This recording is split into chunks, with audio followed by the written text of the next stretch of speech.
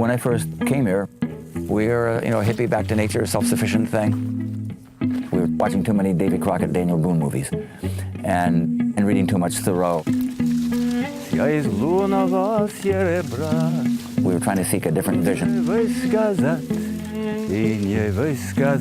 The first time I saw bean collections and so on, it was like, whoo, a jewelry store lit up, and I've always just been dazzled by diversity.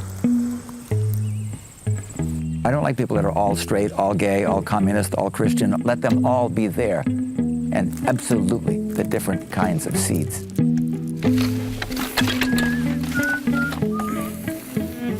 My great-grandfather was a farmer. Looking through our family photo album, I just wish that I could somehow step into that photo, say, hi, great-grandma, that's me, Billy, and can I have some of these? And because I know for a fact that 90-something% of the things are now extinct. They're my family, and they're gone. I have this horrible vision someday that the Creator would look down and come look around and say, well, where is this? Well, where did that go? I created this. Where did it go? How come it's not here? I see myself as Noah, not God. Noah didn't get to decide whether the crocodiles came on the ark or not, or the black flies. His job was to load them on, okay? That's my job. I have thousands of varieties that I'm maintaining. People of the future, plant breeders and gardeners, they will decide, what the heck did Will save that for? I don't get to make that decision. My job is to keep these all on the ark, keep them alive for 40 days and 40 nights until the flood's over. I may discover 10 years from now that seed will be in huge demand because it has in its genes some resistance to some disease which is only now evolving. In many, many cases, what I've got is not available anywhere else. It's my sweetheart. The year that I fail to grow a variety is the year it is lost to me. And in some cases, perhaps lost to the planet. Some of these things are right on the edge of extinction. We have this collection of several hundred potato varieties. Potatoes that are purple or black skin with yellow flesh, some with purple skin, hot pink streaks in them. We have in the collection is a variety of lumpers. Most of the Irish in the 1830s and 40s were growing lumpers, big yielder. And none of those varieties had any resistance to late blight. This is the potato that killed 1 million Irishmen because of the fact that there were 1 or 2 or 3 varieties that were totally vulnerable. This is the variety that explains why O is the biggest section of the South Boston phone directory. Genetic diversity is the hedge between us and global famine.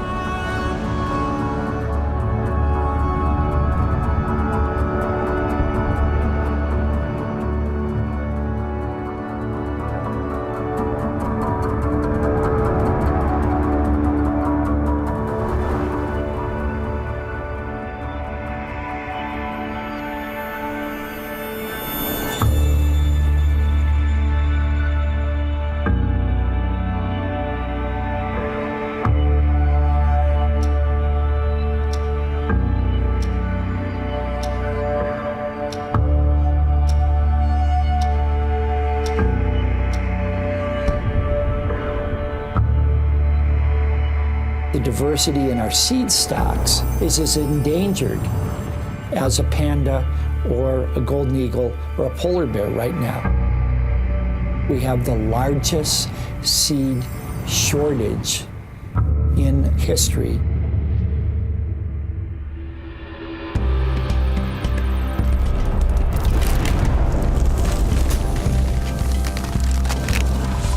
It is this beautiful dance between the plant and the humans that find each other and make a culture possible. In Mesoamerica, over 10,000 years ago, corn found humans and humans found corn. Corn really is this beautiful co-creation between plants and humans.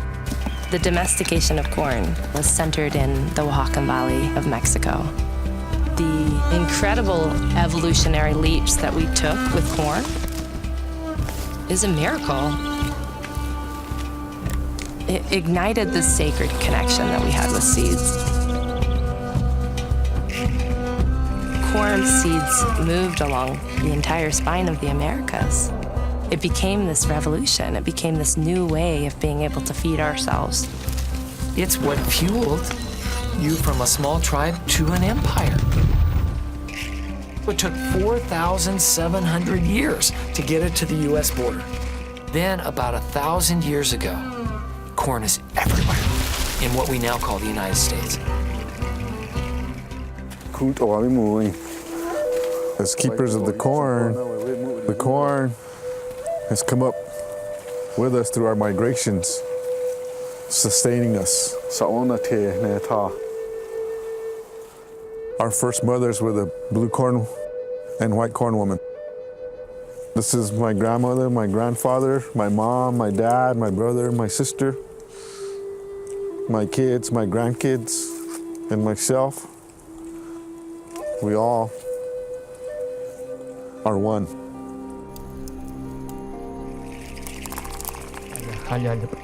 Indian people, we talk in one language, the language of the seeds. And my grandfather told me one time, this is very important for life. And he put me, before he died,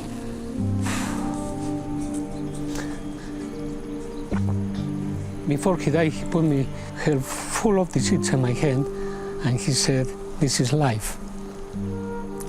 And put always in your pocket, because if you have seeds in your pocket, you can walk and you can eat the seeds.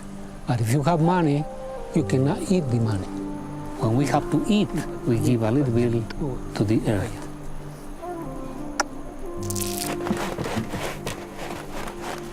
I am working now for 7 years in Tesuque Pueblo. We lost our seeds, we lost our food. But when you're losing the seeds, you're losing completely your traditional ways of eating.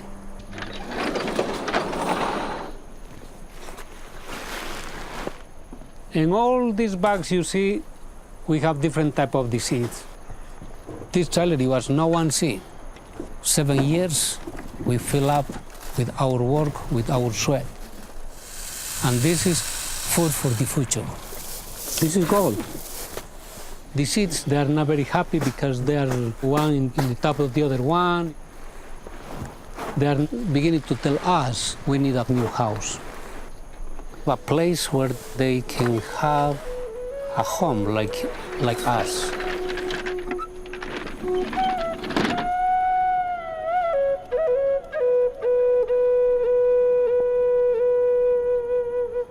Native Seed Search is a seed bank.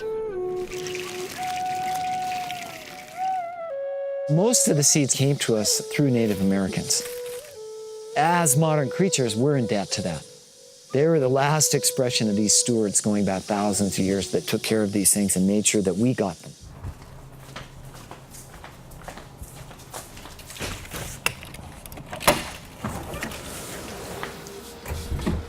I had somebody the other day call this Fort Knox. There's just so much wealth in here. It's about 2,000 different varieties of invaluable agricultural crops. All 38 generations, all this energy comes down into the seed, you get a hold of it, and then all the future and the millions more that can come out goes out. And you're at that point when you hold those seeds in your hands. Right here is the mother corn. This is the ancient ancestor from which all corn came. And that's what we're losing. I mean, we just don't have the time left, again, on this small planet to recreate all this stuff. That's why it's so invaluable. Once it's gone, it's gone. Seeds are living embryos. They do have a lifespan.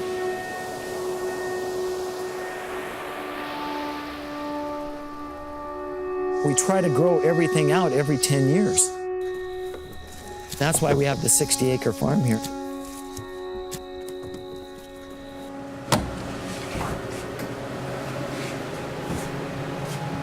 we are hugely vulnerable with all of those seeds. You think about crimes against humanity, blow up a seed bank in war. It becomes an immediate target to weaken a country.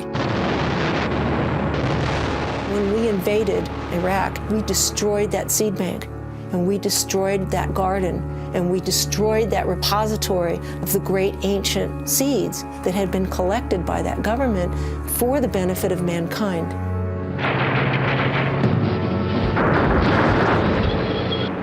During World War II, Hitler was aiming to conquer Nikolai Vavilov's seed bank in St. Petersburg. And the people associated with that seed bank holed themselves up in the building and kept those seeds protected, even though they were starving to death and missiles and bombs were landing all around them.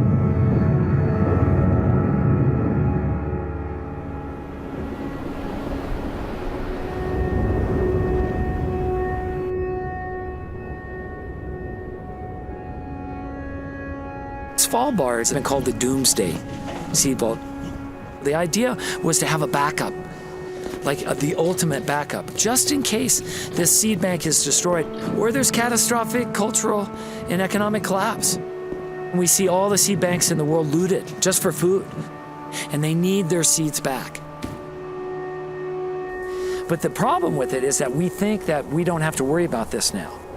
It gives a false sense of security. All the gene banks, they are all arcs. Ultimately, life does not go on an arc. I'm not confident that any of us have got something long-term in place that can weather the slings and arrows of outrageous fortune that might come our way.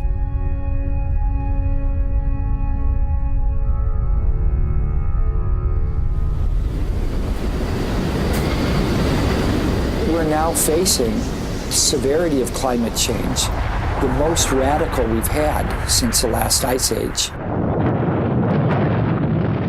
This is happening at an unprecedented rate, and it's putting pressure on the diversity of life forms. You know, this is the driest they have seen since 119 years. The Golden State's drought, the worst in over 1,000 years.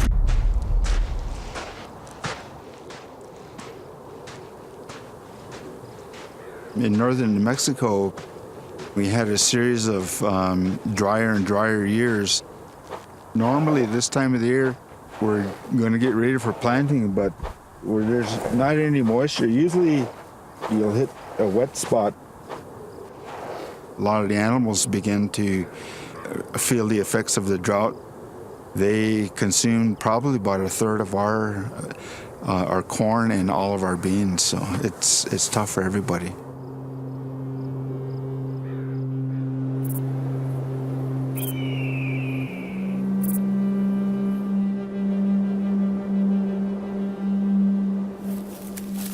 Our corn is among the few places that is environmentally adapted to drought.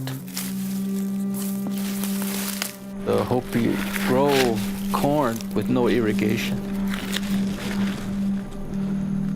One day, our corn will become very, very valuable to human survival.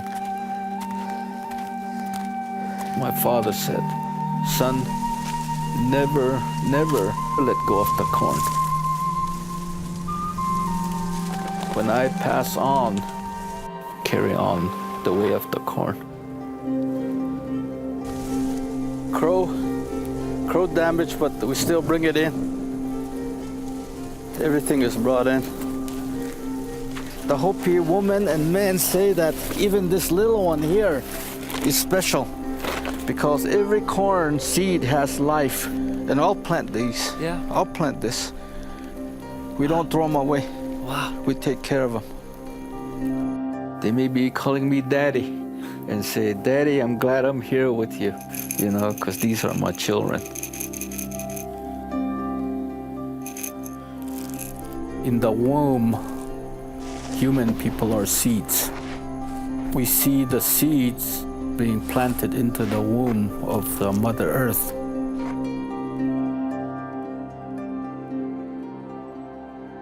I was very, very fortunate when I was a child. There was a fantastic tree. My tree began from a tiny little seed. And I spent hours and hours up in the branches of that tree. And how magic that it could actually grow into a big tree. That tree is still in the garden today. Seeds are so crafty. There is a power, it's a magic. To me, it's magic. It's a life force so strong.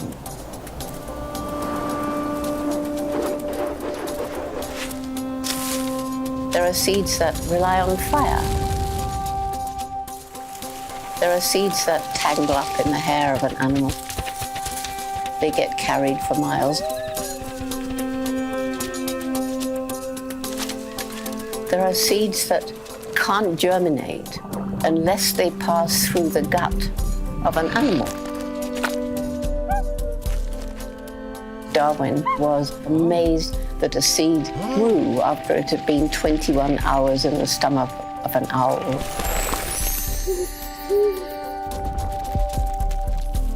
A seed is a doorway between the life of the old plant and its gift to the new plant.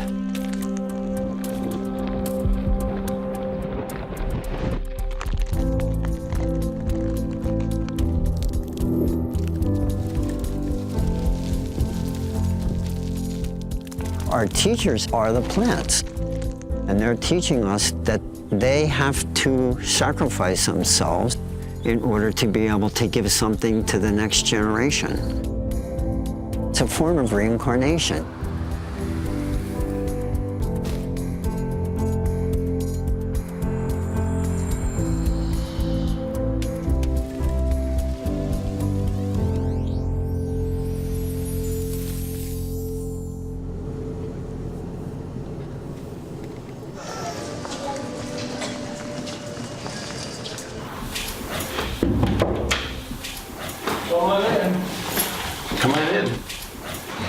Hello, hello. Come on in. Welcome. Oh my gosh.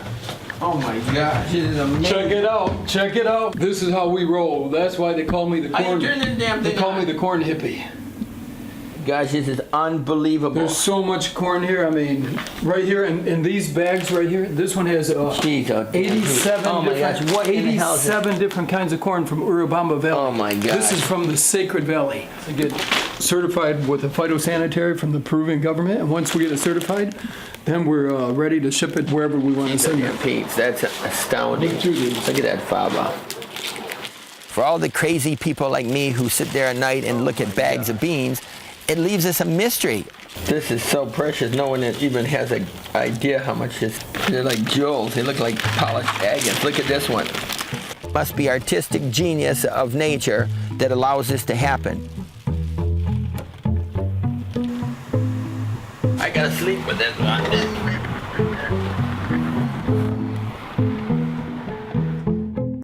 When I was 6 years old, my parents asked me what I wanted for my birthday, and I said, well, I want squash. I didn't want a G.I. Joe, and I didn't want a baseball bat. I wanted squash. And I wanted those because I wanted to save the seeds and grow them. My seeds are my kitchen table. My seeds are my way of sharing food with people all over the world. I've been to over 100 countries, collecting thousands and thousands of seeds. Here from Bolivia, looking like a speckled robin's egg. This bean here from Tanzania. One that's coming from Zimbabwe. Variety raised by the West Virginia hillbillies. And this exquisitely sculptured seed of a trichosanthes gourd from Vietnam. The seed is a time capsule. It's preserving things from the past, but it's also bringing things for the future. And this is, I feel I have an obligation to the world, whether that's unbalanced or not, to bring this appreciation to as big a swath of humanity as possible. This tiny little skinny tree with really large leaves is in the cacao family, same plants that produce chocolate, And this is just a distant relative of cacao that still hasn't been commercialized. What if there's all kinds of other seeds in nature that have the potential for food production? Way down there. Feel the end of it? Yeah. You hold them. This is what we just harvested.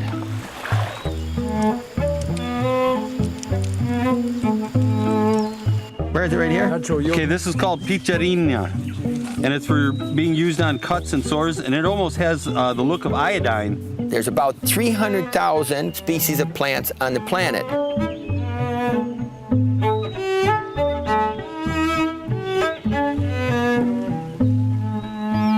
We come down to 30,000 different edible plants. Put them in your mouth like this, just kind of suck on them.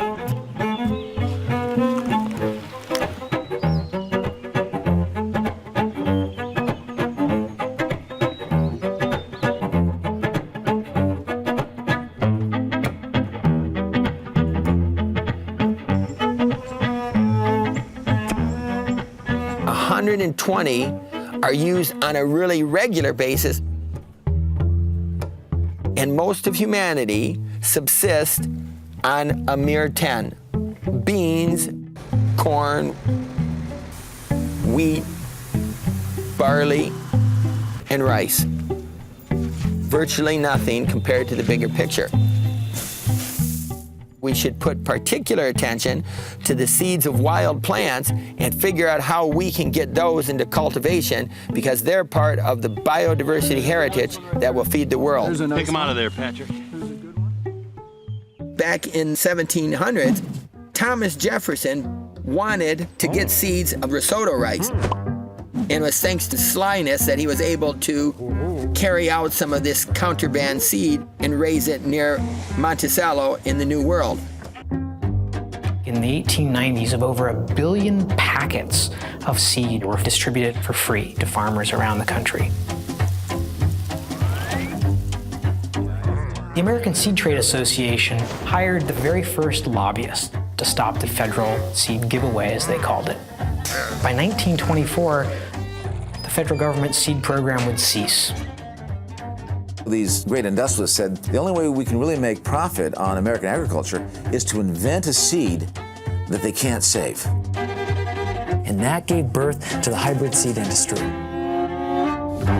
Farmers took it for granted that we go to a shelf in the store to buy our seeds. A profound change, because seed is the beginning of all of it. If you're relying on someone else for your seed, then it's like you're relying for someone else on your soul or something. This is where it all starts. To not control that part of it is a major abdication of control and responsibility, and yet we did it wholesale. It destroyed the natural seed banks and the seed practices of the farmers. Hybrid corn was the atom bomb of agriculture.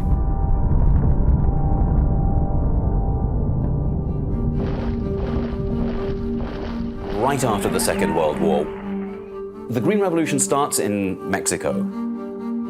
When you hear about the Green Revolution, people sometimes think, well, that's about windmills and, tofu-powered sandals or whatever it is. The green in the Green Revolution was never about environmental consciousness.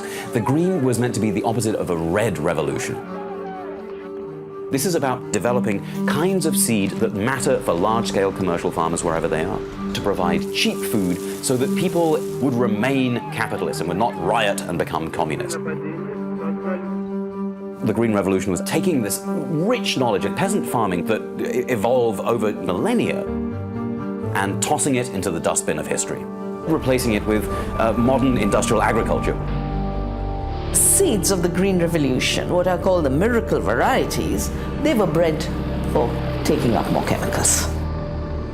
The hungry industry of war chemicals, wanting to deploy these chemicals as agri-chemicals, trying to push chemicals into agriculture. 90% of the seed that we use to grow our food is owned by chemical companies, by pesticide and pharmaceutical companies. Now there's a huge conflict of interest.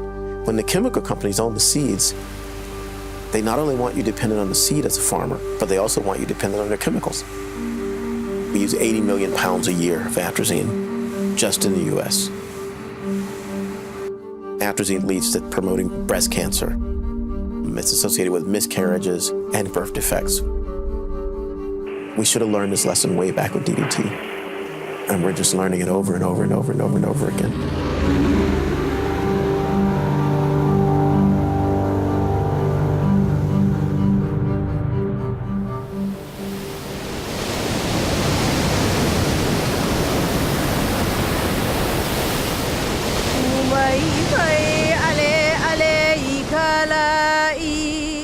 I live in a community that consists of pure Native Hawaiian native speakers.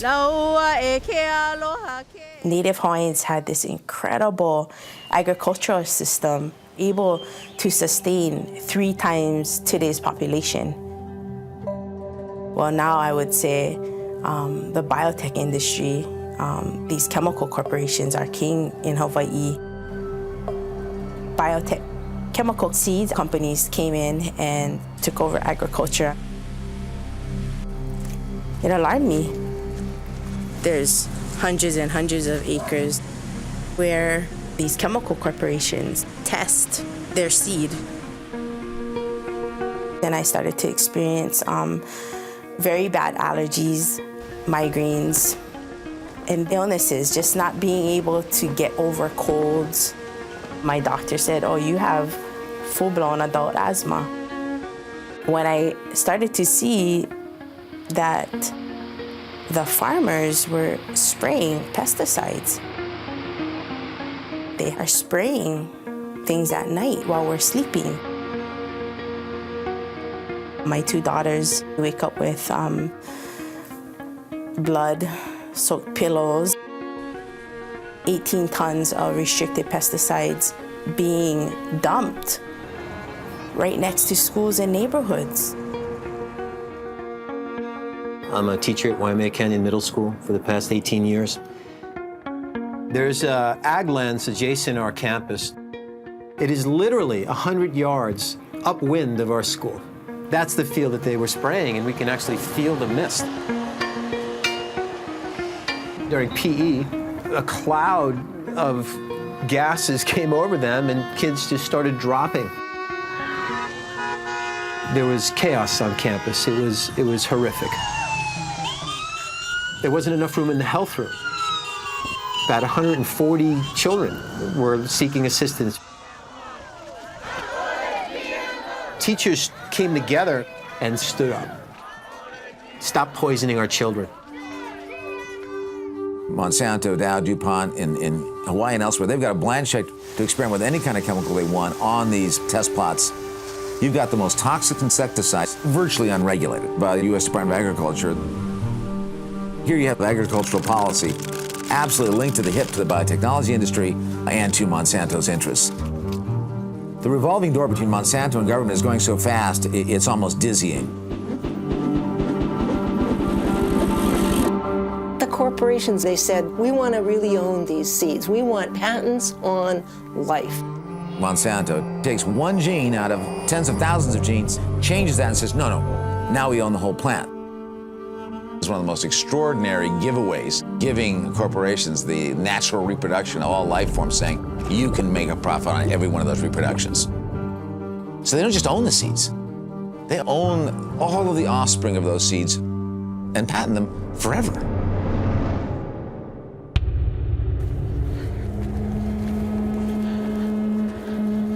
The threat is there by conglomerates to patent our seeds, legally saying they own it because they're the first to patent it. We're the custodians of this knowledge in the corn, and how dare others take it away? Once these corns get contaminated, there's no way you can breed it out. The only safe thing to do is actually incinerate. You know, I wouldn't feed it to animals. I wouldn't compost it because it's in the DNA. It's an abuse to seeds and to us as indigenous people.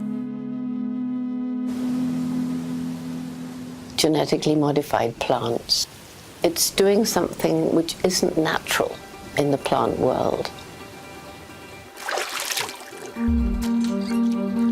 Genes from a completely different species are being introduced into these plants And the plant fights. The plant is not happy to receive an alien species. The genetic engineers can take genes from the pig and force it into the tomato. They've taken genes from spiders and put it into goats. They've taken human genes and put it into rice and corn. You can't see the difference between genetically engineered corn and non-genetically engineered corn. This is not seeable by a consumer. Independent scientists were beginning to see indications that consuming genetically engineered foods could have kidney and liver damage. We're seeing possible reproductive issues in laboratory animals. Now we're beginning to see problems that could come from them.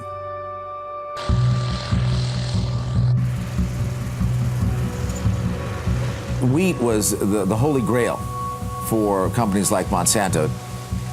If they could have had all the wheat in the United States be genetically engineered, that was really the holy grail. Wheat farmers decided we did not want them to release a genetically modified wheat. We don't have to take the chance to fool with the genetic modified plants. And we said, no, we don't want it, and now we've got it. We thought this had been put to bed. We thought those wheat seeds had been destroyed. Apparently not. The Department of Agriculture have told us, don't worry, we can keep these seed trials confined. And time again, they have failed to do so, and they have escaped. Once you take that stuff out of the laboratory, there's 1,000 things that can go wrong that lets that seed get away. As far as a duck can fly, they eat seed and they excrete that seed, and that seed grows in a place where it wasn't intended. You can't pull it back. You can't put the toothpaste back in the tube. International wheat markets shut down for months. That cost farmers hundreds of millions of dollars. When USDA opened an investigation, they've never been able to discover how the genetically engineered wheat got in the farmer's field. If our wheat is contaminated, I'm out of business. When seed started to become a patented property sold by corporations, you destroy seed freedom. Monsanto started to buy up Indian seed companies. 60 Indian seed companies can only sell Monsanto seeds. The companies will take video vans into the villages. They had every Indian epic, and they would very cleverly sell the seeds. So Hanuman is carrying white gold, the seeds of Monsanto. So when Hanuman comes as a salesman of Monsanto, they believe in them. So that was the first strand through which they took over. Then they also told the farmer, why are you using these old seeds? Sell them to us. In one season, this thing they call seed replacement has destroyed the entire native seed supply. You have a seed dictatorship established. Then the farmer can't get out. We could have very large-scale famine, but unlike all famines of the past, no resurrection. Because every famine of the past, seed was always there. This time's famine will be based on a seed famine.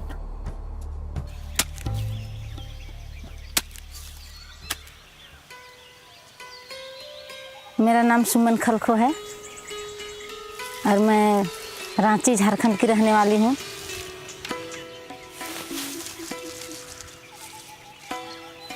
बेटी हूँ, मैंने पली बढ़ी हूँ। बाबा विकलांग है तो उनको हमारे पास बहुत बीज हो गए, उनको हम कहे कि माँ को बीज बचाना, उनको कोई इंटरेस्ट नहीं था, उनको चुपके से लाते थे। मेरी माँ को पता नहीं चलता था कि वो बीज लाई है या तो लोग रासायनिक खाद के बारे में बताते थे कि ऐसा खाद डालने से खेती अच्छा होता है, पौधा अच्छा बनता है, ऐसे बोल के। पहले तो मेरे भैया ने लोगों को देखते थे कि वो लोग केमिकल खेती कर रहे हैं, तो उनसे कि जब मेरे भैया ने बोले कि केमिकल करेंगे तो था कि नहीं, केमिकल करना नहीं है। बोले तो वो मानने के लिए तैयार नहीं थे कि उनसे नहीं होगा खेती। हम लोग को भी कर्ज में डूबना पड़ेगा। मैंने दिल तक अंदर से चोट लगा था। मेरे बड़े बाबा लगते थे, बैंक से लोन लिए थे, बीज खरीद के खेत में डाले, बारिश अच्छी नहीं हुई तो उनका फसल नहीं हुआ तो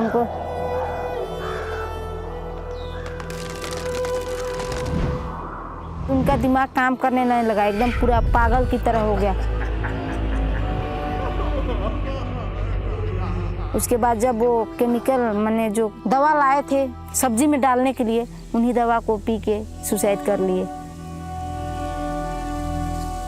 जानकारी मिला तो हमको बहुत बुरा असर पड़ा।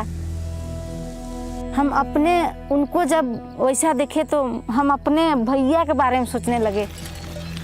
मेरा पूंजी नहीं है तो हम लोग जो कम पूंजी है, हाइब्रिड वाला बीजा है तो रखने से वो घुन लग जाता है, वो दोबारा होता है। आज ये हाइब्रिड वाला है दोबारा नहीं होता है। We have lost 270,000 farmers to suicide.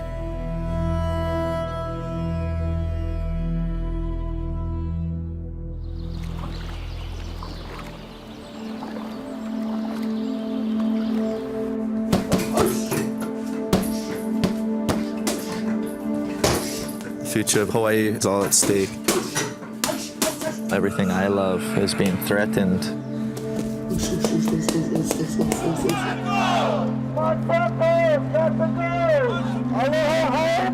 I'm fighting for the whole island.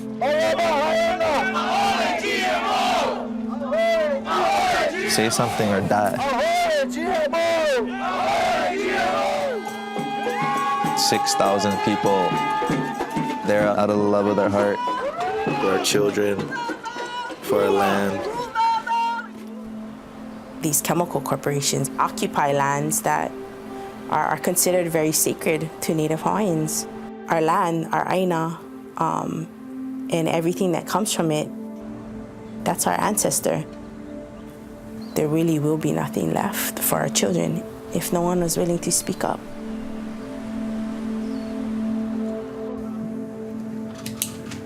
We met with the chemical companies.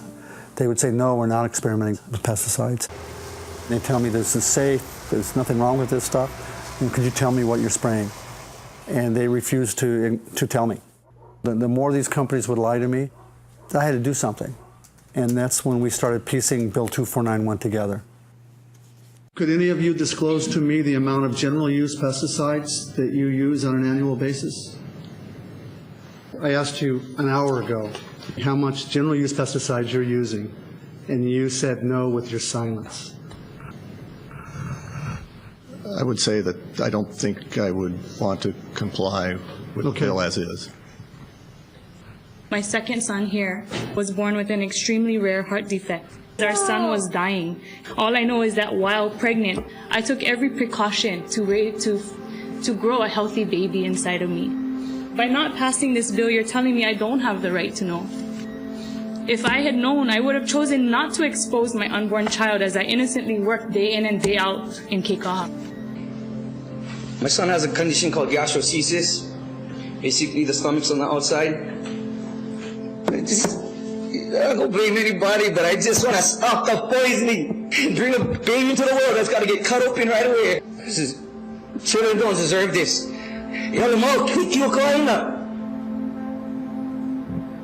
The trust is gone for these companies. The trust is gone. And I don't know how they're going to gain the trust back other than backing this bill and working with the community.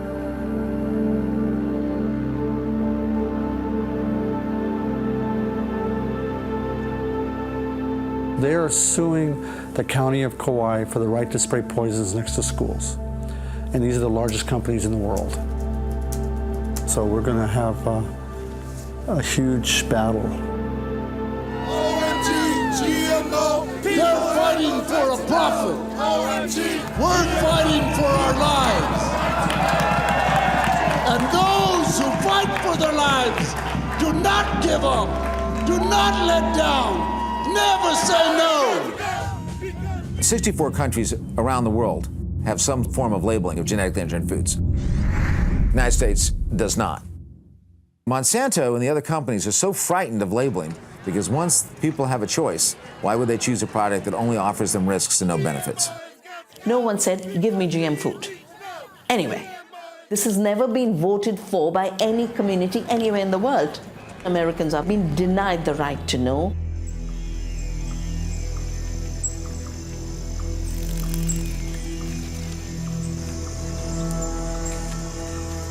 Took inspiration from Gandhi. Gandhi had dealt with the smaller imperialism of the British by taking out the spinning wheel. And he said, we will be free, we will spin our own cloth. And I said, we will save our own seed. The seed will be the spinning wheel of our times.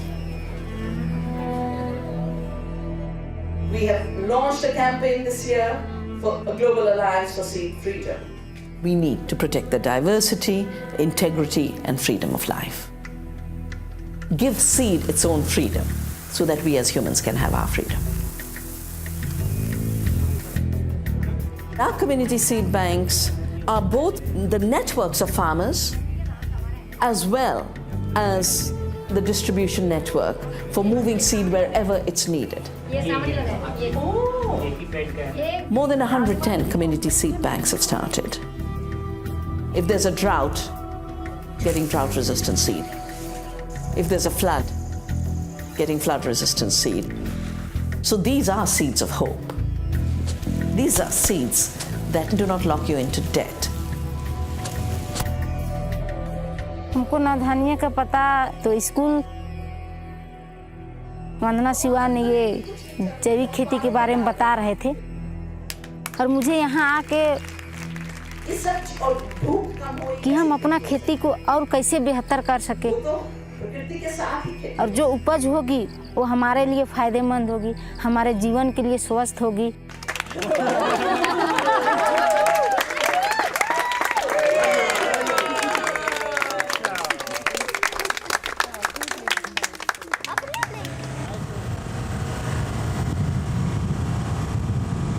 You know, there's that Garth Brooks song, The Rodeo.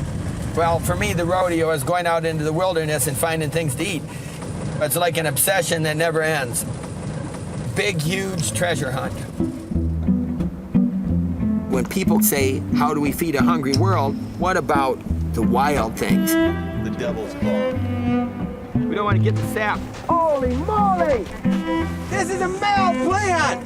So this baby is pollinating somebody else. Let's see who it's pollinating. Look at him, man. Look at that little melon. I've been waiting to get these seeds for probably 15 years. And you would not imagine that this would grow out in the desert. So a seed in this case is extremely precious. And what does that mean? It's worth as much as gold. This is called the Gemsbach cucumber, and these are one of the treasures of the desert. It should be edible. Now, if they're green, what I've heard is they're gonna burn the crap out of your mouth. You gonna try the first one? Do we have a spoon? Oh, look at that. Okay. Sweet? What's it taste like? Tastes terrible. Does it taste bad? Yeah. Oh, you got to poke a hole in them so they don't explode. Look at that.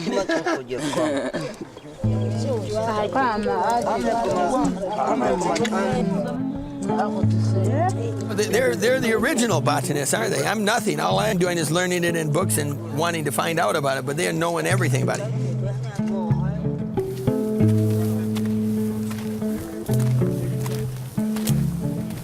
It's bigger than he said, probably. There's a group effort digging up this monster.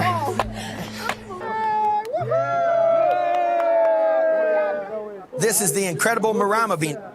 Produces tubers up to 500 pounds. About 10 pounds? It is a future potential food crop unlike any other on the planet. The people in the Kalahari depend upon this for their very survival. It doesn't need water for 3 years and it can still survive. You can go back eons and be like a hunter walking out here when he was just surviving with the elements.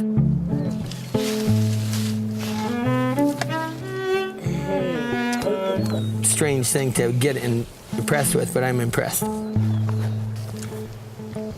We do have a beautiful world, and something like this to me, it's just a marvel of the planet we live on. Дорогой дальною, да ночью лунною, да песней той, что вдалеке звенят. I don't suppose anyone's up for the Merry Dwarfs, probably, eh? Yeah, I suppose. I don't know. Enough of us. Timing is all important. It's like with seed saving. Time is a big deal. Ready? Let's hear it now. I hope like the Merry Dwarfs are short. It's off to the woods we are. Seed saving is all about sex. And humans are all obsessed with sex, even if it's rutabaga sex. You can hire someone to come fix your plumbing. I'm sure we know for a fact you can hire someone to make love to your spouse, for example, and they'll sure as hell do a better job than you will. But no, somehow we feel like, nah, I really want to do that myself. Some things are just too important. This is right up there with making love to your spouse. So this is the office where all my stuff is stored. I don't know quite how many thousands of variety samples of seeds are here. I never can seem to get enough rutabagas. I've tried to level off in recent years to something that I can handle. Sometimes thought that if the house were to catch on fire and I had to do something very, very quickly, hopefully I would first make sure that all the family were safely out. But somehow I'm deep inside, I'm afraid that I would probably rush in here, smash out the windows and start throwing boxes of seeds out to the firefighters and hope they understood what to do with them, don't turn the hoses on them or something.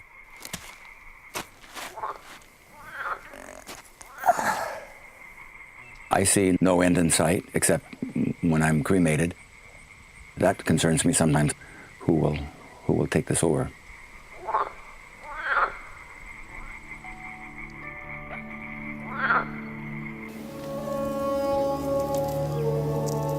ये सब करने में हमको तो 6 साल पूरा लग गया और पूरा खेत में खेती लगाना है। मैंने वही निर्णय लिए और मेरा भैया को अपना बीज बचाना चाहिए। भैया मान गए तो हमको ये तो खुशी की बात कि हम वहाँ जाएंगे और इसको जो सीखे उनको मैं पूरे अपना क्षेत्र में फैलाना चाहती हूँ। बस कोई किसान के पास जो हमारे पास जो बीज है वो बीज दूसरे किसान के अपने एक दूसरे को हम अपना बीज मदद कर सकते हैं।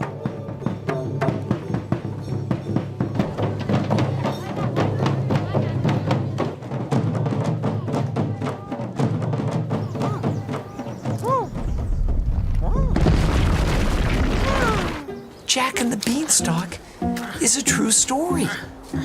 The idea we all laughed at that he would trade his pig or his cow or whatever for a handful of beans is like, what a silly thing is that?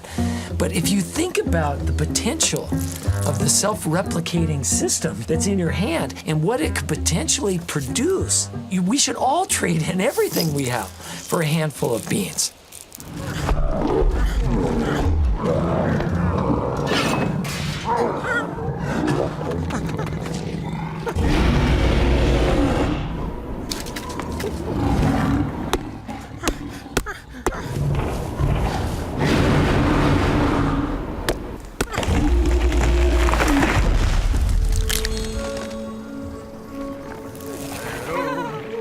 I woke up one night about 3 o'clock in the morning. I sat up straight in my bed and I went, oh, seed school. We got to teach this stuff. We got to open up a space and teach them what we know. I'm going back to the 10,000-year-old way of doing it. To have everybody everywhere saving and storing and sharing their own seeds. When we teach about seeds, we rewrite ourselves back into that evolutionary dance between plants and humans. We initiate a whole new generation of people who care for life. Since the seed's asking to be spoken for again. As a Mohawk woman, seeds embody this sense of hope for the future that we could create something different, a new paradigm for our children. We have to make that promise to the corn that we will nourish ourselves from it, but we will also give back.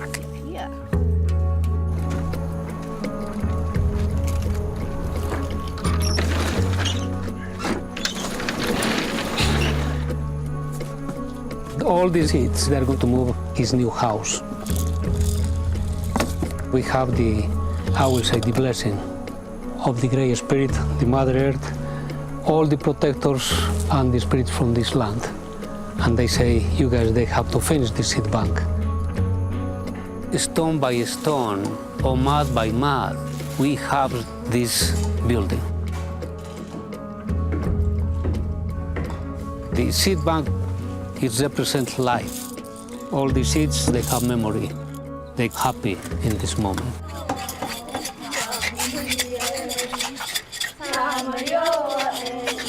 Those young men and women are carrying on the tradition of our community. And I see the young people happy. And the corn is happy. The birds are happy. Because that's who we are. It's time for us to take back that manna. It's so important to get back to our food source. Take back that ability to self-sustain, as our ancestors once did. This food forest here could feed hundreds of people.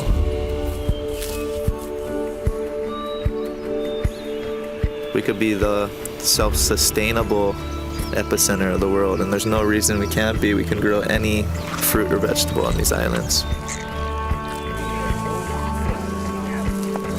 As a team, as a family, you can accomplish anything.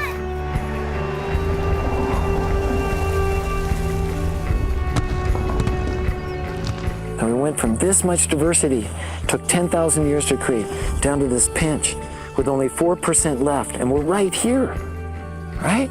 And so we're waking up, we're gonna do this. It's knowing that in each individual seed is the potential to change it all back.